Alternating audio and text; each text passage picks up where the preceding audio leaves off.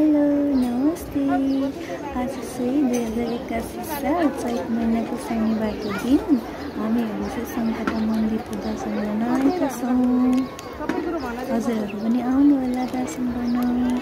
यहाँ चाहिँ आएर पूजा गरेर हजुरहरूको बदशा र सङ्कटहरू सबै टर्दछन् भन्ने मानिसहरूको जनविश्वास रहेको छ। त्यसैले आज चाहिँ दसैँ पनि अनि सोमबार पनि परेकोले गर्दा भक्तजनहरूको धेरै नै भिड छ, देख्न सक्नुहुन्छ। यहाँ त मन्दिरको छेउमा भिड हो, उता बाटोदेखि नै धेरै नै भिड छ, देख्न सक्नुहुन्छ तपाईँहरू पनि। त्यसैले हामी चाहिँ ढिलो ढिलो आएकोले गर्दा लाइनमा बसेर पूजा गर्ने सम्भव भएन।